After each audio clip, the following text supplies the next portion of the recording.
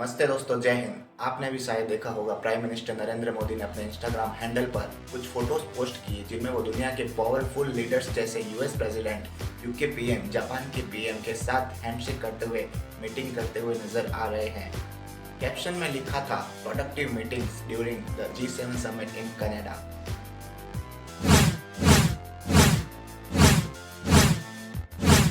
लेकिन सवाल ये है कि G7 होता क्या है? क्या ये कोई पॉलिटिकल अलायंस है, इकोनॉमिक ग्रुप है और इंडिया इसका हिस्सा है भी या नहीं? तो बहुत लोग फोटोज को देखकर कंफ्यूज हो गए हैं। तो आज की वीडियो इसी कंफ्यूजन को क्लियर करेगी। हम जानेंगे G7 का इतिहास, उसका इवोल्यूशन, रशिया क्यों निकाला गया, G20 कैसे बना और इंडिया का क्या रोल है इन सब में। तो वीडियो को एंड तक जरूर देखना। सब कुछ शुरू हुआ नवंबर 1975 में रॉम्बोलेट, फ्रांस में, जहां दुनिया के 6 सबसे अमीर लोकतांत्रिक देश France, West Germany, Italy, Japan, United Kingdom और यूनाइटेड स्टेट्स एक साथ ग्लोबल इकोनॉमिक क्राइसिस पर चर्चा करने के लिए इकट्ठा हुए। उन्होंने खुद को कहा G6। फिर 1976 में कनाडा को भी शामिल किया गया और ये ग्रुप बन गया G7। ये देश क्यों चुने गए? क्योंकि ये दुनिया की टॉप इकोनॉमिक्स, स्टेबल डेमोक्रेसीज और ग्लोबल फाइनेंस और ट्रेड में भी इन्फ्लुएंसर्स। बाद में यूरोपियन यूनियन ने भी पार्टिसिपेट करना शुरू किया। हालांकि ये कोई देश नहीं है बल्कि देशों का एक ब्लॉक है। फिर साल आया 1998, रसिया को भी इनवाइट किया गया। उसने ऑफिशियली ज्वाइन कर लिया, जिससे ये ग्रुप बना G8। इसका मकसद था पोस्ट सोवियत रशिया को ग्लोबल इकोनॉमिक सिस्टम में शामिल करना और डिप्लोमेटिक रिलेशंस को स्ट्रॉन्ग बनाना। लेकिन 2014 में सब बदल गया जब रशिया ने क्रीमिया, जो कि यूक्रेन का हिस्सा था, उसे इन्वेड कर लिया। इसके जवाब में बाकी G8 देशों ने रशिया की मेंबरशिप सस्पेंड कर दी और ग्रुप फिर से बन गया G7। तब से रशिया इस ग्रुप से बाहर है।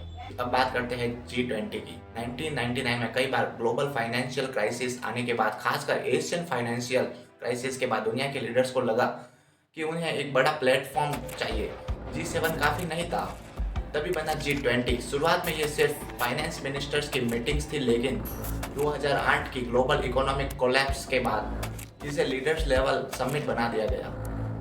G20 में होते हैं 19 कंट्रीज प्लस यूरोपियन यूनियन और यहाँ पर इंडिया एक परमानेंट मेंबर है।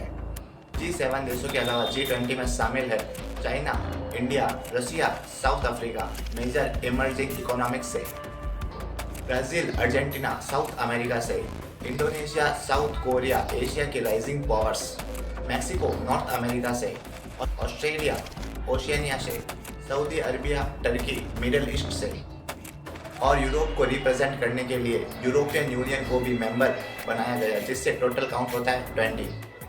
Group of 20 G20। G20 का मेन गोल था global financial stability, trade coordination, terrorism financing control, climate change cooperation और health and pandemic preparedness. India हमेशा से G20 में एक एक्टिव और रेस्पेक्टेड वॉइस रहा है।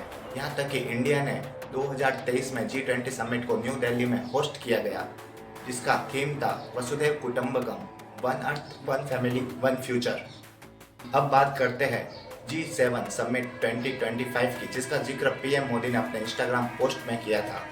ये समिट कनाडा में जून 2025 में हुआ और पीएम नरेंद्र मोदी को स्पेशल गेस्ट के तौर पर इनवाइट किया गया।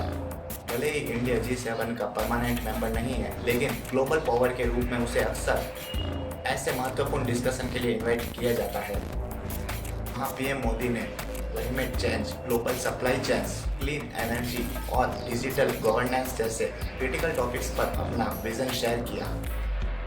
तो दोस्तों, ये पूरी कहानी थी G7 और G20 की। एक तरफ G7 है टॉप डेमोक्रेसीज का एलाइट क्लब, दूसरी तरफ G20 है एक ऐसा मंच जहाँ डेवलप्ड और डेवलपिंग नेशंस मिलकर ग्लोबल इश्यूज का हल ढूंढते हैं। अगर आपको वीडियो पसंद आई हो तो लाइक, कमेंट और शेयर ज़रूर करें। चैनल को सब्सक्राइब करना मत भूलना। मिलता हूँ आपसे अगले वीडियो में। जय हिंद।